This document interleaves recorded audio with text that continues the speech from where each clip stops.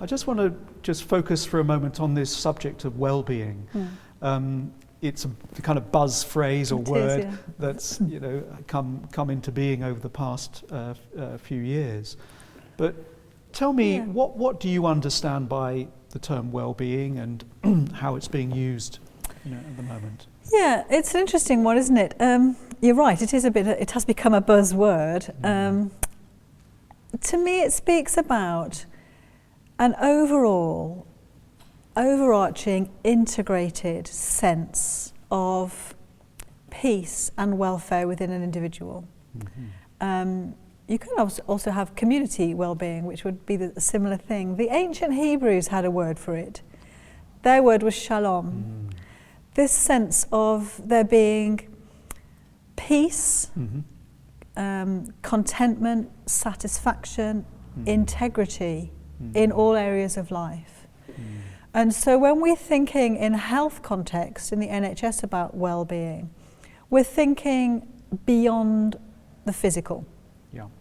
So we're acknowledging that people are integrated beings who have lots of parts to ourselves, and it's not only physical. And when people enter the NHS, for example, they don't only come as a collection of symptoms in their body, they come as a whole human being. And so working in well-being is about working with the whole person.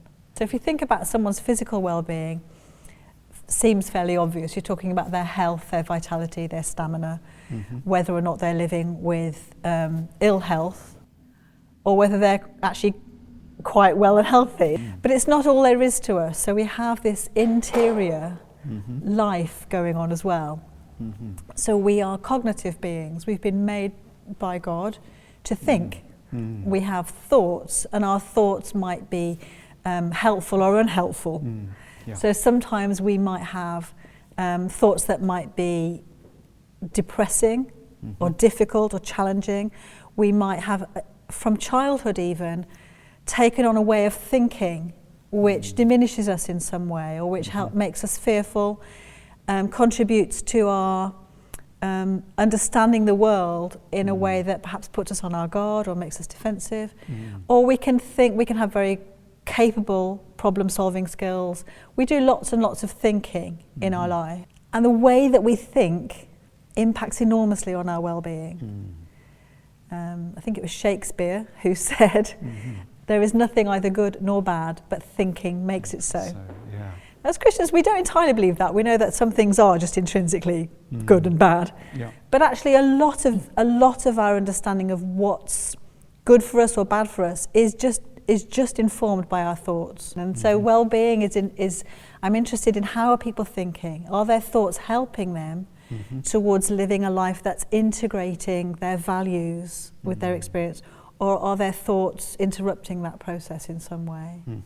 And then of course we're emotional as well. That's another part of our created way of, God has made us to be emotional. We don't need to fear being emotional.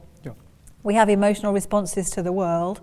We have excitement, joy, sorrow, despair, depression, fear, hope. We have all of those emotions going on. Many of them all at once, all in one day. It changes a bit like the British weather. How we're feeling changes a lot. But again, our feelings are contributing to our sense of, are we sitting well in the world? Are we feeling integrated with our values and our hopes? Is it coming together? And well-being is about that bringing it all together. And then, of course, we also know as Christians that we are spiritual beings. Whether or not we have a faith, we are spiritual beings. And we have within us a longing for something that's beyond us. We're longing for the transcendent, a longing for hope. And I think the spiritual needs that I work with in my job are around every human need for love, both to love and be loved, the need for belonging, the need for meaning and purpose, significance. Those needs are spiritual needs in every human being. Sometimes they're expressed in the language of faith, and many times they're not.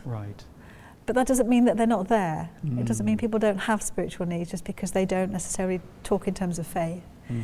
And so when you think about all of those parts of us, working with well-being, in my experience, is about how do we join it all up. And I often use a little illustration with my hands, I don't know if I can maybe show it to people, where I think of one hand being rather like, this is who I know myself to be, my true self, which is maybe about, it will be about my values. Those might be informed by my faith or my family background or my culture.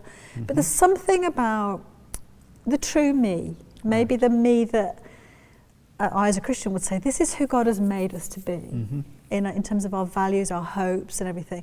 And this is the journey of our life, the journey we're on, the circumstances we're living through. Our well-being is maximised when the way our life is lived is as close as possible to who we believe our true self to be.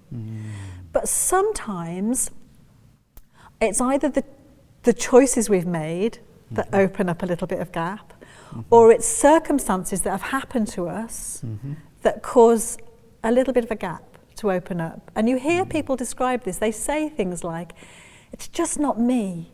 I'm just not, this just isn't really me. I'm not, this doesn't feel like myself. I'm not myself. And I think that's when this little gap has opened up. And into that gap, down that crack, as it were, well-being falls.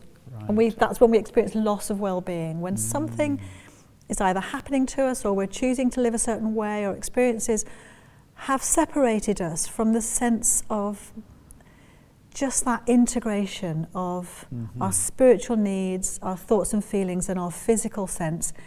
It's not quite fitting together. So that's what I think well-being is about. I'm looking to help people close the gap. Very good. That's what I think my work is about, really. Yeah.